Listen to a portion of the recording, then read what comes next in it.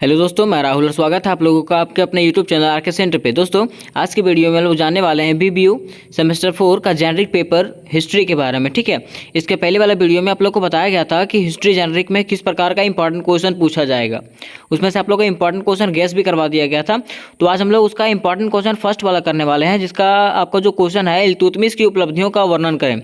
ये क्वेश्चन आपका फर्स्ट में दिया हुआ है, ये इंपॉर्टेंट क्वेश्चन है। इसके ये तो 100% आपका है कि आएगा तो आएगा। ठीक है, क्वेश्चन क्या बोला है कि इल्तुतमिश की उपलब्धियों का वर्णन करें। देखिए, इसमें जानेंगे कि इल्तुतमिश कौन था और इसके क्या क्या उपलब्धियां थी, इसके बारे में हम लोग समझेंगे। ठीक है, तो अगर इल्तुतमिश के बारे में जानना चाहते हैं तो इल्तुतमिश का जो पूरा नाम था ना, शमसुद्दीन इल्तुतमिश था। ठीक है, यह एक तुर्क में रहने वाला आदमी था।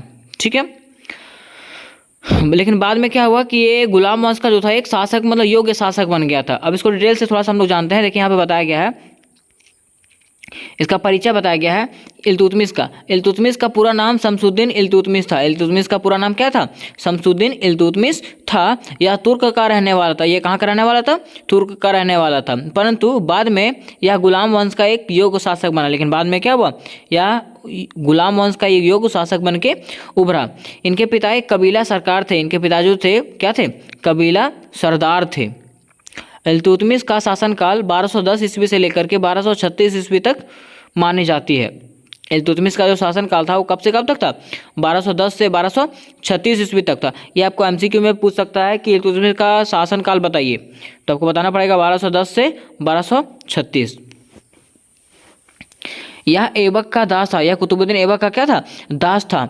दास को पहले गुलाम कहा जाता था। बताया गया है कि दास को जो है पहले गुलाम कहा जाता था। यह एक योग्य व्यक्ति था, जिसके कारण कुतुबुद्दीन ऐबक ने इसकी योग्यता को देखकर इन्हें दासता से मुक्त कर दिया। देखिए, ये इसके बारे में बताया गया है, इल्तुतमिश जो था एक योग्य व्यक्ति था, योग्य शासक के जैसा था। ठीक है, इसलिए वो जो कुतुबुद्दीन ऐबक जो था उसको अपने दासता से मुक्त कर दिया, मतलब उसको अपने नौकर से मुक्त कर दिया कि तुम अब नौकर नहीं रहा। और उसको जो है, और उस समय जो है बदायूं का सूबेदार बना दिया। और उसको जो है इल्तुतमिश को जो है बदायूं का क्या बना दिया? सूबेदार बना दिया। यह कहा जाता है कि ऐबक इल्तुतमिश के योग्यता से बहुत अधिक प्रभावित था।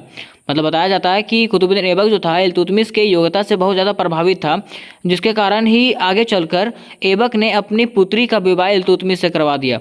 मतलब कुतुबुद्दीन ऐबक जो था इल्तुतमिश पे बहुत ज़्यादा भरोसा करता था, उसकी योग्यता पे बहुत ज़्यादा भरोसा करता था। ठीक है, जिसके कारण क्या हुआ कि आगे चलकर कुतुबुद्दीन ऐबक ने अपनी पुत्री का विवाह जो है इल्तुतमिश से ही करवा दिया था। आगे बताया जाता है कि लाहौर के तुर्क अधिकारियों ने कुतुबुद्दीन ऐबक के विवादित पुत्र आराम शाह को लाहौर की गद्दी पर बैठाया। लाहौर के जो तुर्क अधिकारी जो थे, कुतुबुद्दीन ऐबक के विवादित, मतलब उसके जो पुत्र था आराम शाह, उसको लाहौर की गद्दी पर बैठाया। परंतु दिल्ली के तुर्की सरदारों और नागरिकों के विरोध के फलस्वरूप कुतुबुद्दीन ऐबक ने के दामाद इल्तुतमिश, जो उस समय बदायूं का सूबेदार था, उनको दिल्ली आमंत्रित कर राज सिंहासन पर बैठाया गया। मतलब उसका जो बेटा था, कुतुबुद्दीन ऐबक का जो बेटा था, ठीक है, उसको आराम शाह में, मतलब आराम शाह को लाहौर की गद्दी पर बैठाया। ठीक है, लेकिन दिल्ली का गद्दी पर किसको बैठाया? यहाँ पे आपका इल्तुतमिश को बैठा दिया। ठीक है, जो कि कौन था? उसका दामाद था। आगे देखिए, यहाँ पे तो हम लोग इल्तुतमिश के बारे में जाने, इसका परिचय के बारे में जाने। अब इसके उपलब्धियों के बारे में जानेंगे कि इसका क्या क्या उपलब्धियाँ था। ठीक है, देखिए यहाँ पॉइंट नंबर में आपको पॉइंट बनाना है। लिखा हुआ है इल्तुतमिश की उपलब्धियाँ निम्नलिखित रूपों में बताई गई। मतलब इल्तुतमिश को जो उपलब्धियाँ हैं वो निम्नलिखित रूपों में व्यक्त किया गया, निम्नलिखित रूप में बताया गया है। जिसमें से आपका पहला है पॉइंट, देखिए पॉइंट बना के बताया गया है कि इल्तुतमिश कुतुबुद्दीन ऐबक का गुलाम तथा दामाद दोनों था। इल्तुतमिश जो था कुतुबुद्दीन ऐबक का गुलाम भी था और उसका दामाद भी था। जबकि आराम शाह के बारे में कहा जाता है कि यह ऐबक का पुत्र था। लेकिन आराम शाह के बारे में क्या बताया जाता है कि वह कौन था? उसका पुत्र था। ऐबक की मृत्यु के बाद इन दोनों के बीच सत्ता को लेकर संघर्ष हुआ। कुतुबुद्दीन ऐबक की मृत्यु के बाद क्या हुआ? इनके दामाद और इनके बेटों के बीच में क्या हुआ? संघर्ष को, मतलब सत्ता को लेकर के संघर्ष हुआ, लड़ाई हुआ।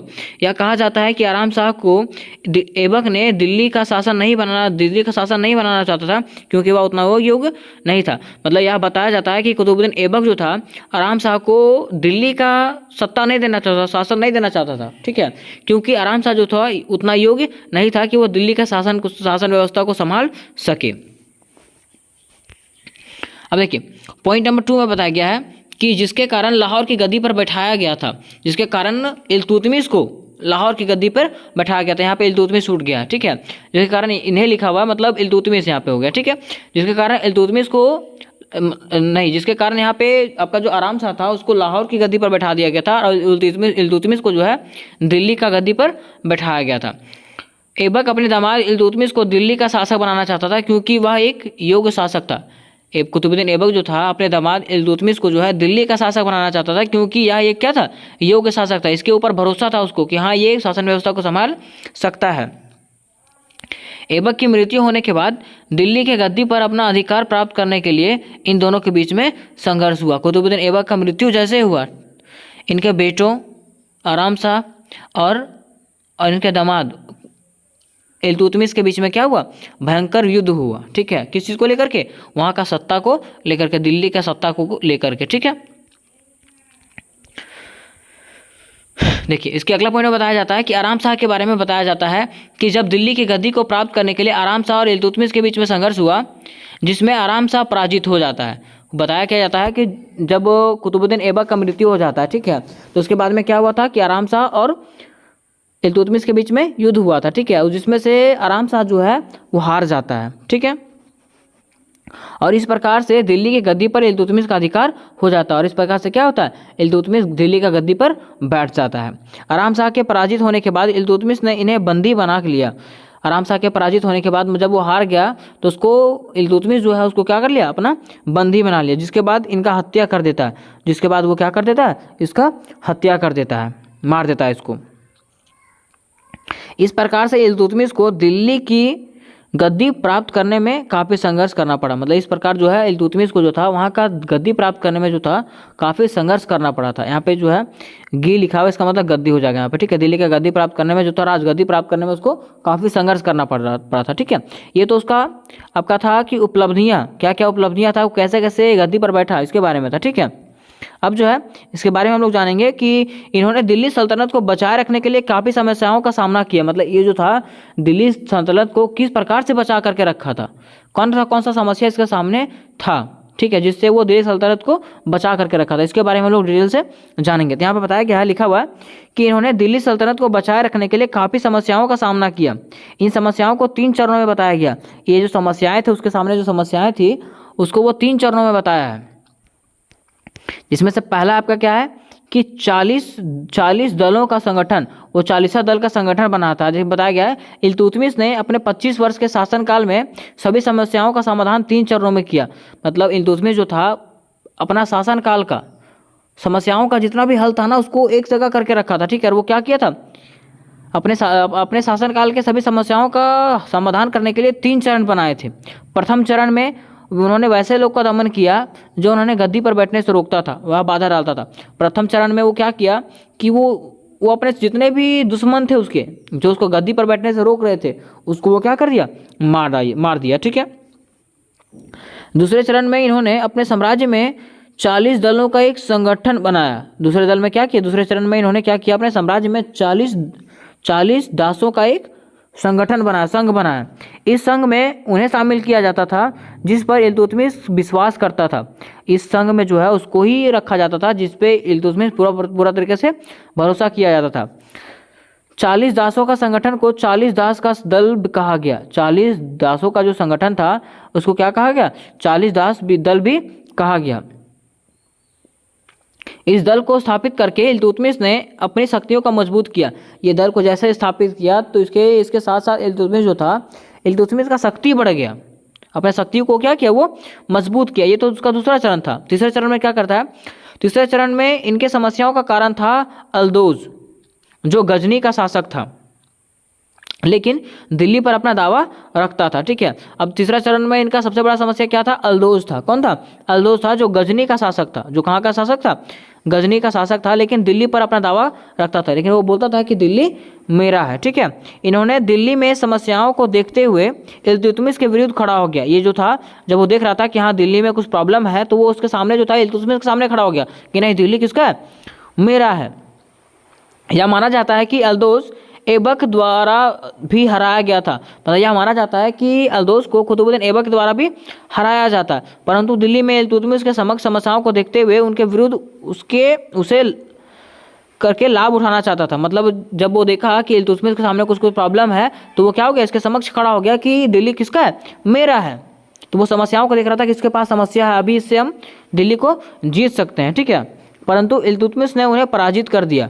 लेकिन फिर से वही हुआ कि इल्तुतमिश भी उसको क्या कर दिया, पराजित कर दिया, उसको हरा दिया। जिसके बाद ये हमेशा हमेशा के लिए गजनी चला गया। जिसके बाद वो कहाँ चला गया, हमेशा हमेशा के लिए गजनी चला गया। कौन, आपका अल्दोज जो था वो।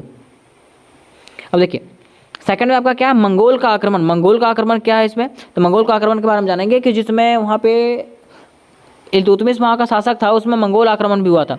मंगोल के विजेता चंगेज खान अपनी सेना के साथ दिल्ली सल्तनत की सीमा पर आ पहुंचा। अब देखिए हुआ क्या कि मंगोल का जो विजेता था, मंगोल आक्रमण का जो विजेता था वो क्या हुआ, जो चंगेज खान अपनी सेना के साथ में दिल्ली सल्तनत की सीमा पर आ पहुंचा। यह राजकुमार मंगबरनी का पीछा करते हुए आया था। यह जो था किसका पीछा करते हुए आया था, राजकुमार मंगबरनी का जो था उसका पीछा करते हुए आया था। मंगबरनी ने इल्तुतमिश से चंगेज खान के विरुद्ध युद्ध में सहायता मांगा था। यहाँ पे क्या हुआ था कि मंगबरनी ने जो था इल्तुतमिश से चंगेज खान के विरुद्ध युद्ध में सहायता मांगा था, ठीक है। लेकिन इल्तुतमिश ने कूटनीति का सहारा लिया और राजकुमार मंगबरनी का सहायता नहीं किया। जिसके बाद चंगेज खान इल्तुतमिश से काफ़ी प्रसन्न हुआ। इसके बाद क्या हुआ कि जहाँ पे मतलब देखिए वहाँ पे जो था आपका राजकुमार मंगबरनी जो था इल्तुतमिश के पास आया था कि वो मेरा सहायता करेगा, ठीक है।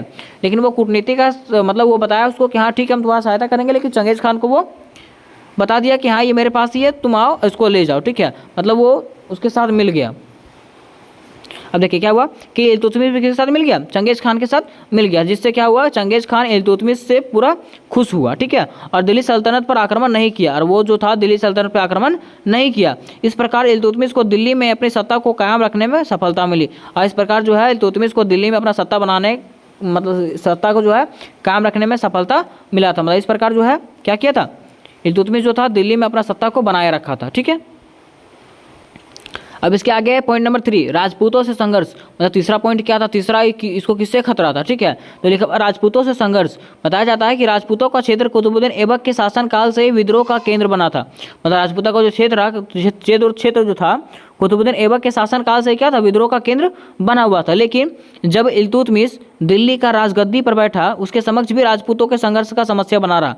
लेकिन जब इल्तुतमिश दिल्ली का राजगद्दी को संभाला उस समय भी उसके समक्ष जो था, उसके सामने जो था राजपूतों के संघर्ष का समस्या बना हुआ था। राजपूतों से संघर्ष क्या बताया गया है, जिसके बाद इल्तुतमिश ने राजपूतों के विरुद्ध युद्ध लड़ा और कई राजपूतों को पराजित करके उनके क्षेत्रों पर अपना अधिकार कर लिया, ठीक है। जिसके बाद क्या किया, इल्तुतमिश जो था राजपूतों के विरुद्ध जो था युद्ध लड़ा और कई सारे राजपूतों को उन्हें पराजित करके उनके अपना क्षेत्र में मतलब उसका भी क्षेत्र को अपने में मिला लिया, उसका क्षेत्र पर अधिकार कर लिया। राजपूत शासक इल्तुतमिश की सत्ता को अंत करने का प्रयास कर रहा था और तुर्की की सत्ता को अंत करके उनके क्षेत्रों पर अधिकार करने के लिए तैयार था। राजपूत जो शासक था वो इल्तुतमिश के सत्ता को अंत करना चाह रहा था, उसके साथ साथ तुर्की सत्ता को पूरी तरीके से यहाँ पे हटाना चाहता था, ठीक है। और वो चाह रहा था कि इस पर हम क्या कर लें, अपना अधिकार कर लें।